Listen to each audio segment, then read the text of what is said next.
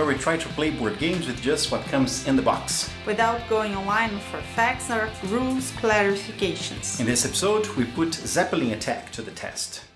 Zeppelin Attack was released by Evil Hat in 2014. The designer is Eric B. Vogel and the artists are Daniel Solis and Christian St. Pierre.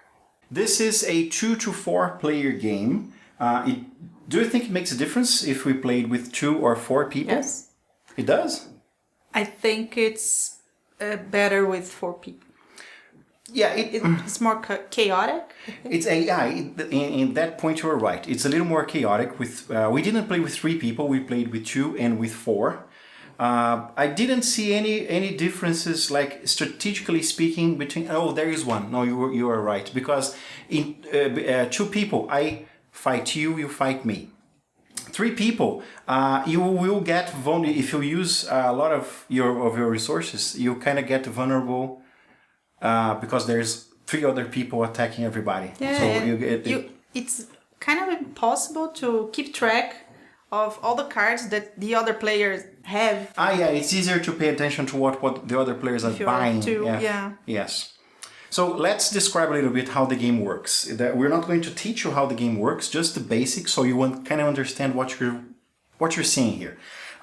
Zeppelin Attack is a deck building game for 2 to 4 people, as we said. So you have 4 factions. It is inspired by the Spirit of the Century RPG. In here, you play with the villains of the game. I have never played the RPG before, and neither have you, right? Nope. So this is our first contact with Spirit of the Century ethos.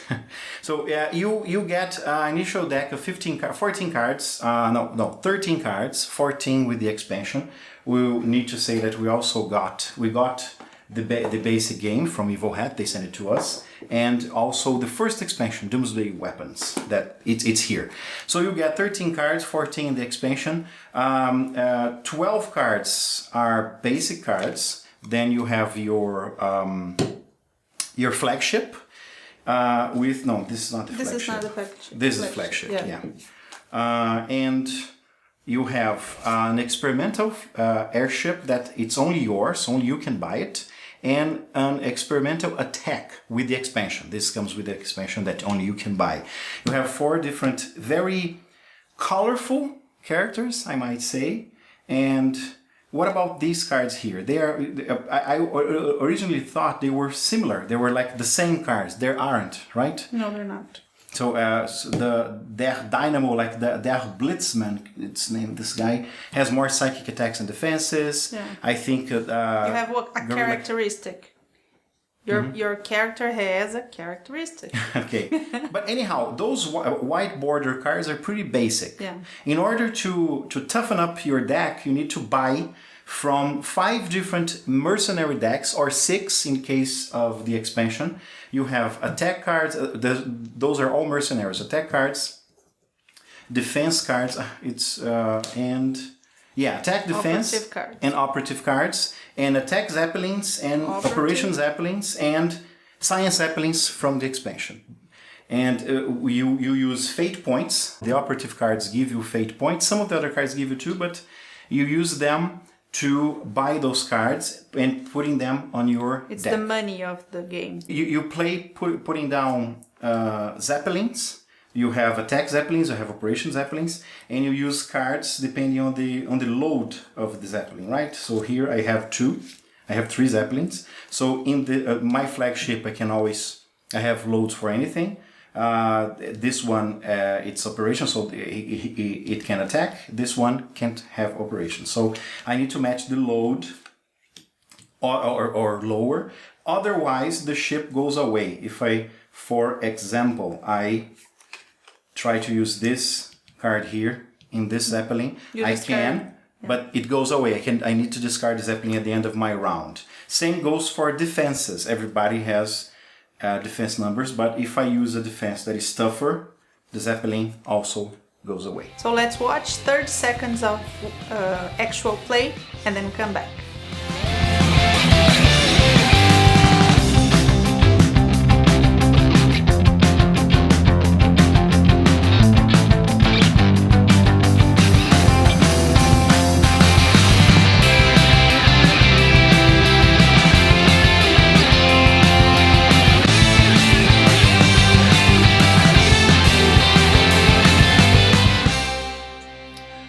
right, we're back. We kind of experimented with the time lapse there, a little different. Yes, I hope you guys like it. Special effects. Yeah, and you didn't play that match. No. You arrived afterwards. We were already I playing. was studying. No, I think you were on Facebook. No, I was not. You were really studying there? Yeah. Okay. So the first thing I gotta say about this game is that I believe it is gorgeous. The two artists did a very good job, both in the characterization of the people when you have people here, and the Zeppelins themselves and the attacks and the defenses. Did you realize that some of the card art is kind of repeated? Yeah. Yeah.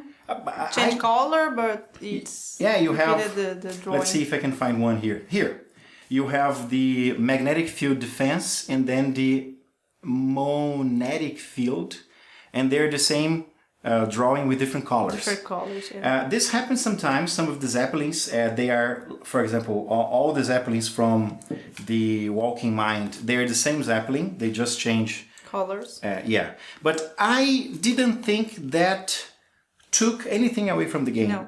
Because the game is so well designed. I mean, the illustrations. Yeah. That it's kind of cute. I think. Yeah, it's a beautiful game. Yeah. Something else. I gotta talk about the rules book. I don't know if you remember this, but this is the strip of a rule book here. It does something sensational. After you read it the first time, you gotta read it 2 or 3 times. After you read one time, it seems confusing. You play it once, you get back to the rules book, and then you get the exceptions, the thing you forgot, and then that's it. I think maybe one more pass after a couple of games, and we seldom had to check the rule book again. And it's a small rule book. It's a shorter one. Yeah, 24 pages total. But it does something that I loved, and I would very much like every other game company to do. When it's something important, it is in bold letters. You read through it with the symbols, etc. And then when you get to something important, the whole sentence or the phrase or the word is in bold. So I loved it. It made a lot easier thumbing through the rule book again, second, third time when you needed to check something. So people need to do that with their rule books. It's a fast-paced game, but not a quick game. Yeah, it's about, I don't know, how was the duration of your game yesterday? 4 people? More than 2 hours. More than 2 hours. Let's see. We talked a lot while we played. We bantered a lot, but about 2.5 hours. But we played just the 2 of us. It's about every time we both. No, more? Almost 2 hours. Almost every 2? time we played. Every time we both played. It reached the 2-hour mark. I think only there was one time in which we decided that it should be a faster game, should be a quicker game. So we're doing something wrong because the box says 45 to 60 minutes. No way. No way. There is one way actually, because the game ends after 3 decks end. Are 2 of the 6 decks if you're using the expansion with the scientific zeppelins. Not only scientific zeppelins, because the expansion adds a lot of cards in here, so the decks get thicker. So with the expansion, 2 decks, you buy everything from 2 decks. The game it triggers the final round. The one time when we played about 1 hour, we decided just the 2 of us playing, we would end only 1 deck.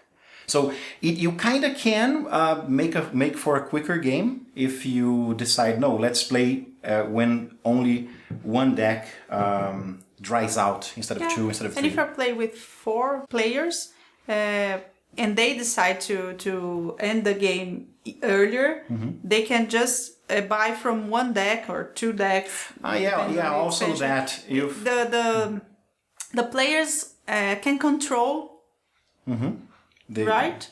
the duration of the game. Sort of, because if you have only 2 cards left in 1 deck, but they're not good cards, You don't want to buy them because they're not worth a lot. Only if you really want to finish the game, to end the game. Only if we really want to win winning, the game.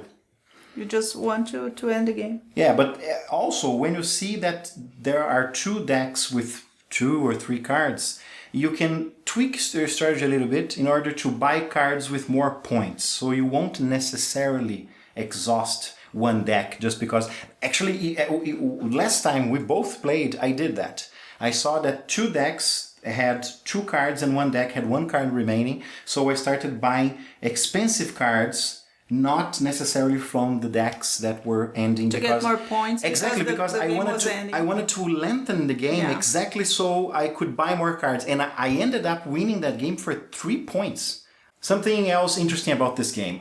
We have a lot of deck building games. We never played all deck building games out there, but we have, what, 4, 5? Something like that. I think we like deck building games. Yeah. The logic, like Eric Vogel did a lot of stuff that it's the other way around if you compare to a lot of card games. You redraw cards to your hand at the end of your turn, not at the beginning of your turn. When you buy cards, they go into your hand, not the discard pile. A lot of cards, they remain in game until the end of your round, so you need to be mindful of them.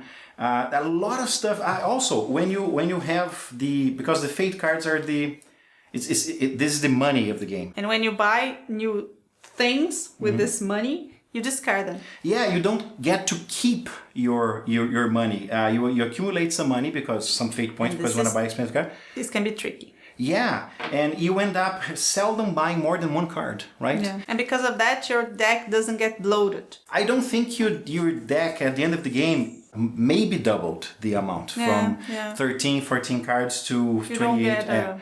So you don't get most deck building games by the later half of the game you need some kind of discharge mechanic or trash mechanic so you can thin out get rid of the cards you don't really need at that point of the game. So what's the verdict? Does it pass the first play test? Well, considering everything we said about this game, I think it does. I think it passes with flying colors. We had to read the rules book only twice. I think you needed to read this only once. Yeah. The first 2-3 times that you play, you will get some rules wrong, especially if you are used to deck building games, because there's a lot of... Some rules are different. A lot of rules are different. It's a very easy rule book to read and to flip through to find the important bits. The only thing it lacks, I think, is it lacks a couple of cards with the rule summary. You have it in the end here, Zeppelin Attack rule summary. The playing order, something like that. It's 2 pages. Yeah. I think you could have fit those 2 pages in two sides of a card. And I don't know, because they have another expansion, I believe. I don't know if in that expansion they put that, but I missed it a lot. I missed it. This here had to be kept open by the side of one of the players, especially if we're teaching somebody. But because I forget things. I think that's the only bad thing we should say about this game. And if people from Evil Hat, if you're listening to this and you didn't do the card with the rule summary in the other expansion that you don't have, please consider doing it. It's a good idea. Maybe sell them at $1 in Board Game Geek, the Board Game Geek store, something like that. I don't know. Oh, by the way, they have an expansion, like 4 or 8 card expansion on Board Game Geek store that adds, I think, robots. Yeah. I think we're gonna get one of those. That's cool. So this has been another episode of First Play. We hope you liked watching it as much as we did recording it. Please give this video a thumbs up and subscribe to the Gamerati YouTube channel. I'm Marcelo. I'm Luciana. And we are the Gamerati.